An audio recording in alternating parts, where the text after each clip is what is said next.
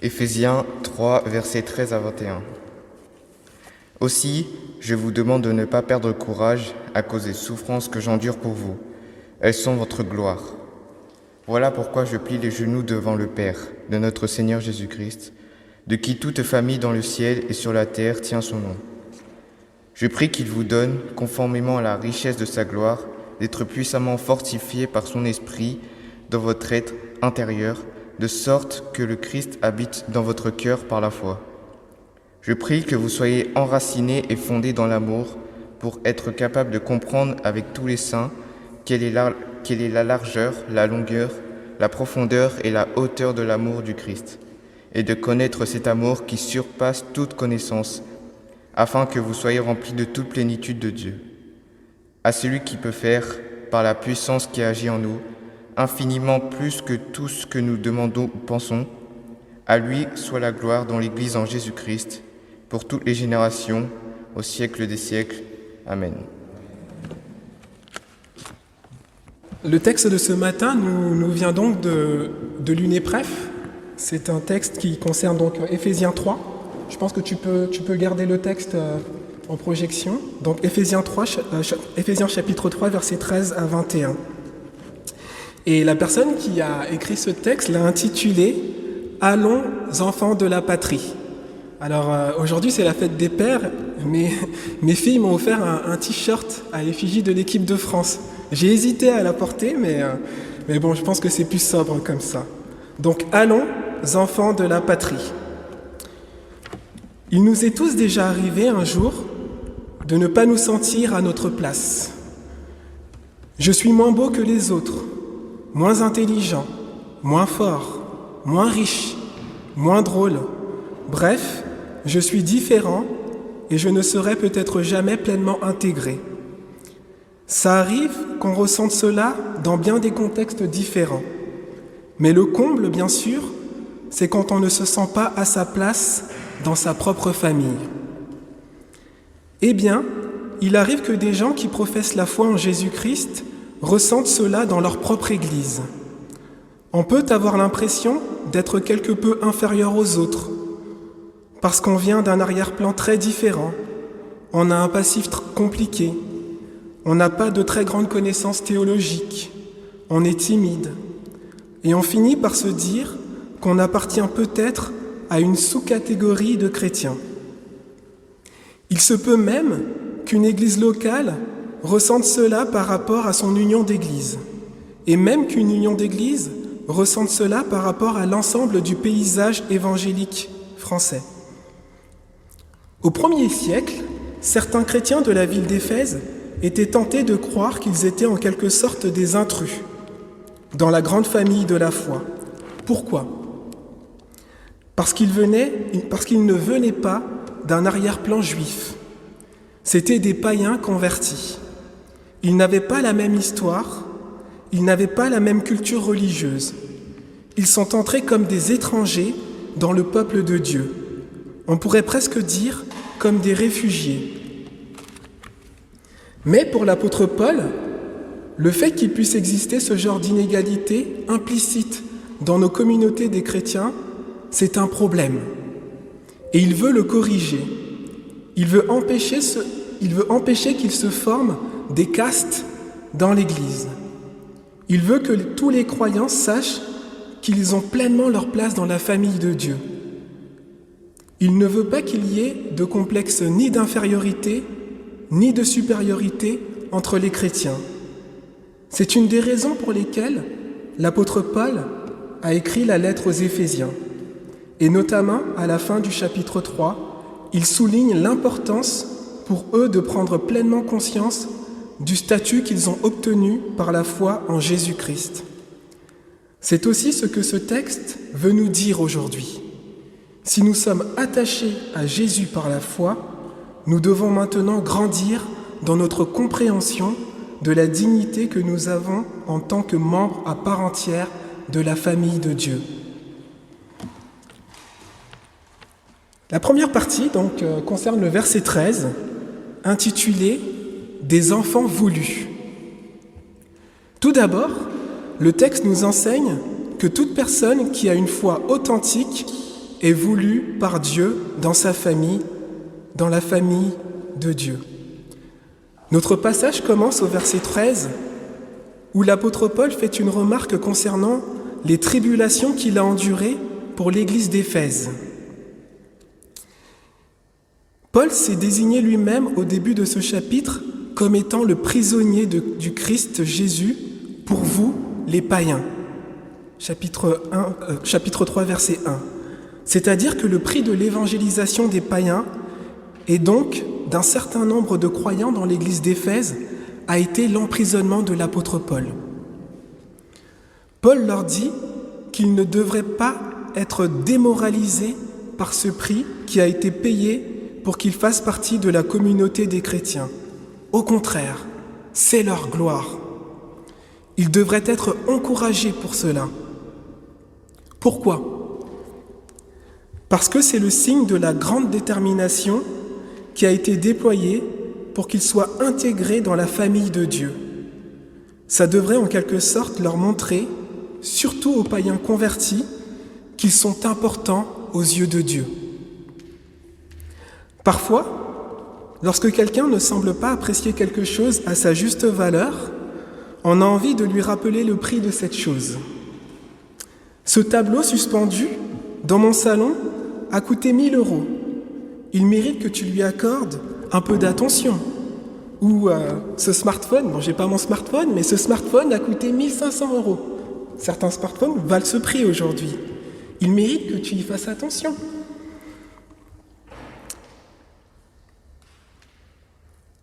Ou bien, si la valeur intrinsèque de l'objet n'est pas très importante, peut-être que c'est son histoire qui lui donne de la valeur. Mon arrière-grand-père portait sur lui cette photo de mon arrière-grand-mère quand il est mort dans une tranchée en 1914. De la même façon, l'apôtre Paul dit aux chrétiens d'Éphèse, et particulièrement aux païens convertis, « Je suis en prison pour vous. Tel est le prix qui a été payé pour que vous soyez des chrétiens aujourd'hui. C'est votre gloire. Arrêtez de vous dévaloriser. » Paul cherche donc à persuader ses destinataires que toute personne qui a une foi authentique est voulue par Dieu dans sa famille. Aucun croyant n'a une place accidentelle dans la famille de Dieu. Si nous sommes attachés à Christ par la foi, nous ne devons jamais nous imaginer que nous ne sommes peut-être pas désirés par Dieu dans son Église.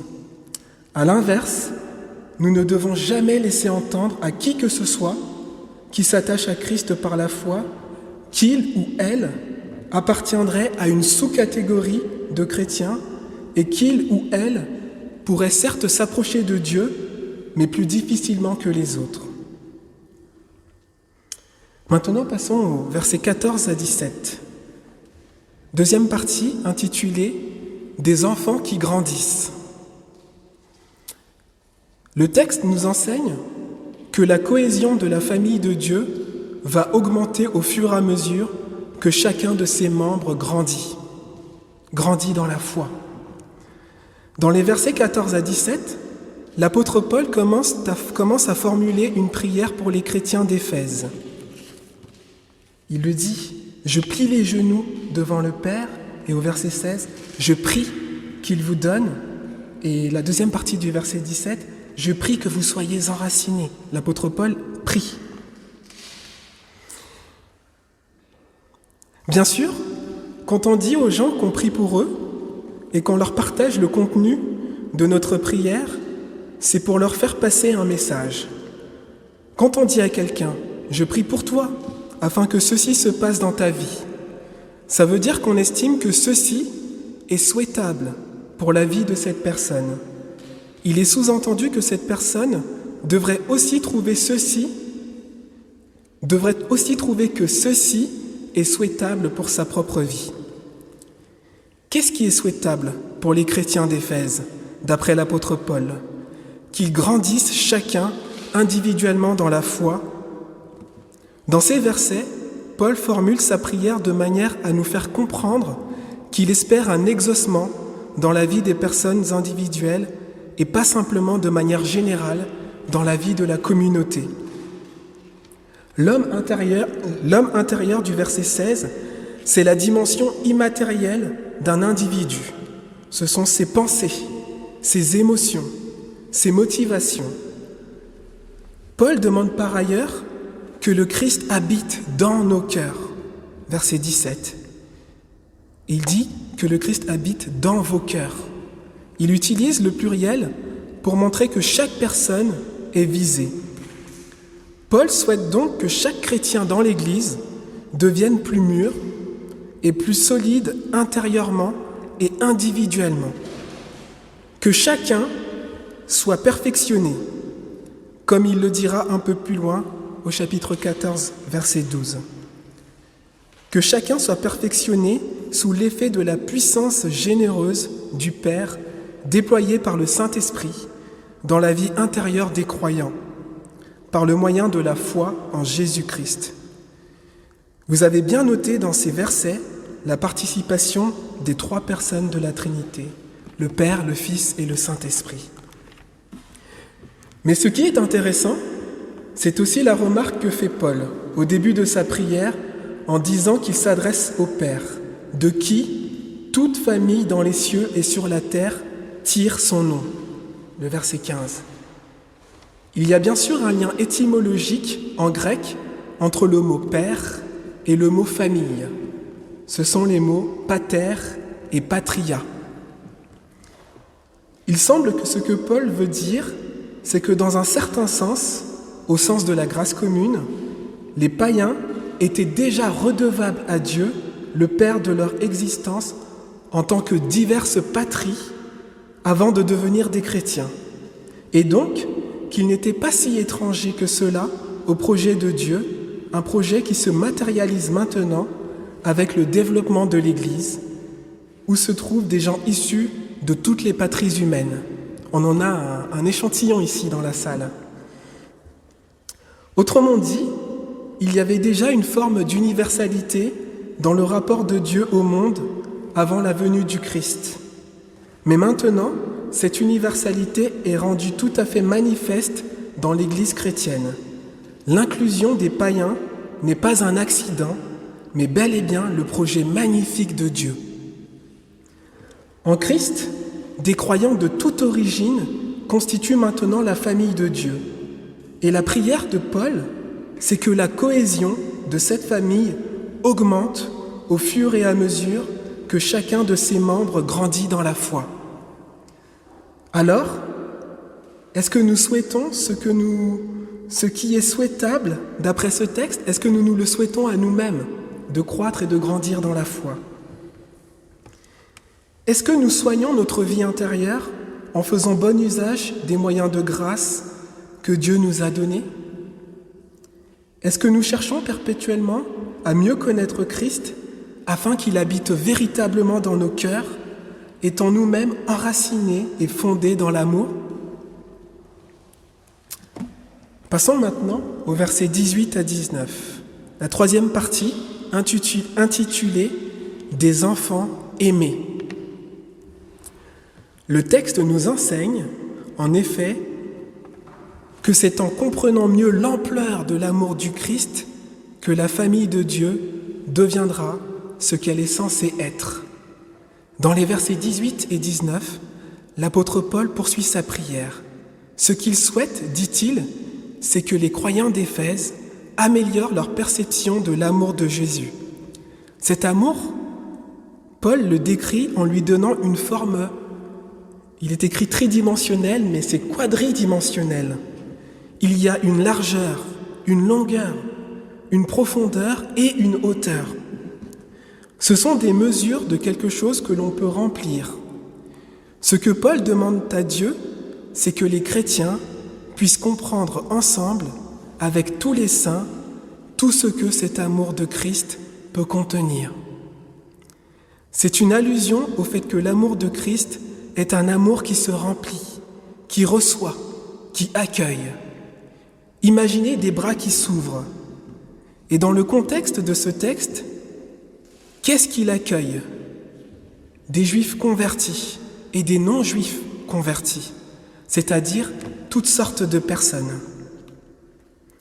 Donc l'apôtre Paul est en train de dire que c'est en comprenant mieux la capacité d'inclusion de l'amour de Christ, sa contenance en quelque sorte, que l'Église va se remplir selon l'intention de Dieu jusqu'à toute sa plénitude.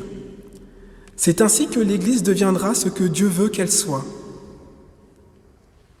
Imaginez qu'exceptionnellement, le culte de notre Église doive se faire dans une salle que nous ne connaissons pas. À cause des restrictions sanitaires, nous devons demander aux gens de s'inscrire au préalable. Mais comme nous ne connaissons pas la capacité de la salle, nous allons nous limiter à un nombre d'inscriptions assez bas. Pour ne pas prendre de risques, bien entendu, et une fois ce nombre atteint, nous allons devoir refuser des gens. Or, peut-être que la salle peut accueillir 10 000 personnes et qu'il n'y a besoin de refuser aucune inscription. On ne le sait pas. Il faudrait qu'on soit capable de comprendre avec toutes les personnes concernées quelle est la largeur, la longueur, la profondeur et la hauteur de la salle qui nous a été mise à la disposition, en sorte que nous soyons remplis jusqu'à toute la plénitude de Dieu. De la même façon, l'apôtre Paul a à cœur que les croyants d'Éphèse comprennent ensemble quelle est la capacité d'accueil de l'amour du Christ dans la famille de Dieu. Un amour si grand qu'il peut contenir des humains de toute origine et en très grand nombre. Un amour si grand que lorsque nous, juifs et non-juifs, étions encore pécheurs et ennemis de Dieu, Christ est mort pour nous, comme nous le dit Romains 5.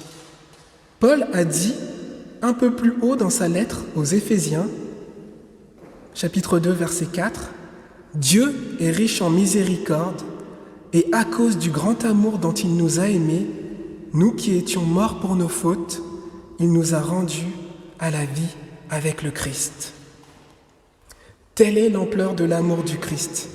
Il a voulu racheter une multitude d'hommes, de femmes et d'enfants de toute origine en payant lui-même de son sang le prix de leur délivrance. Par la foi en Christ, nous sommes réconciliés à Dieu, puis les uns aux autres. Les croyants authentiques, qui sont authentiquement attachés à Jésus par la foi, sont réellement réconciliés entre eux. Et c'est une œuvre incroyable que Dieu a accomplie. C'est l'homme nouveau qui existe dans l'Église. C'est le mystère révélé maintenant par l'Esprit, auquel Paul a fait référence un peu plus haut dans le chapitre 3, versets 5 à 6. C'est aussi pourquoi Paul dit qu'en priant que les chrétiens comprennent mieux quelle est l'ampleur de l'amour du Christ, il demande qu'ils soient capables, paradoxalement, de connaître quelque chose qui surpasse la connaissance, le verset 19. Donc, en effet, il faut que ce soit Dieu qui donne cette connaissance surnaturelle. Mais il nous la donne et il nous l'augmente par la prédication inlassable de l'Évangile, qui est la prédication de Christ mort pour nos péchés et ressuscité le 3e jour. Cet Évangile nous enseigne que tout être humain qui se repent de ses péchés et qui place sa confiance en Jésus-Christ est accueilli sans réserve dans la famille de Dieu. C'est en comprenant mieux l'ampleur de l'amour de Christ que la famille de Dieu deviendra ce qu'elle est censée être, une famille nombreuse, diverse et surnaturellement unie. Et justement, dans la 4e et dernière partie, intitulée « Des enfants appelés », des versets 20 à 21, ce texte nous enseigne que l'Église, en tant que famille de Dieu, a une vocation prodigieuse. En conclusion de sa prière, au verset 20 et 21, l'apôtre Paul prononce une doxologie, c'est-à-dire une parole de louange au sujet de Dieu. En prononçant cette parole, il veut souligner la portée incroyable du projet de Dieu, qui concerne tous les croyants. Dieu a déployé sa puissance dans la vie des personnes qui sont attachées à Christ par la foi, de sorte qu'il va réaliser quelque chose qui dépasse même infiniment ce qu'on peut demander ou penser et qui va aboutir à sa propre gloire dans l'éternité. Cette gloire est appelée à se manifester dans l'Église et en Jésus-Christ, les deux étant organiquement liés. Pour l'apôtre Paul, donc, l'Église va glorifier Dieu en assumant le statut dont Paul a parlé longuement au chapitre précédent et auquel il pensait dans sa prière, à savoir le statut de famille de Dieu et d'humanité réconciliée, unifiée par le Saint-Esprit, composée de toutes sortes de gens qui sont attachés à Christ par la foi. C'est comme si un grand artiste peintre était en train de réaliser un tableau, une toile. Imaginez Rembrandt, par exemple, à qui on a commandé un tableau en 1638 qu'il devait peindre sur une toile de 4 mètres par 5 mètres, 4 par 5, donc 20 mètres carrés. Il lui a fallu près de 4 ans pour réaliser cette œuvre qui s'appelle La Ronde de nuit. Pendant 4 ans donc, le tableau était inachevé, mais en cours de réalisation. La beauté du tableau ne serait pleinement visible qu'à la fin. Entre-temps, on pouvait quand même dire que ce tableau inachevé avait une vocation, manifester le talent du peintre. On pouvait même dire que ce tableau inachevé existait déjà dans la pensée de l'artiste. Il avait une intention et un but pour cette toile. On pouvait respecter et valoriser son travail et même l'admirer par anticipation, alors que le produit fini était encore loin. De la même façon, l'Église est un projet extraordinaire que Dieu a conçu.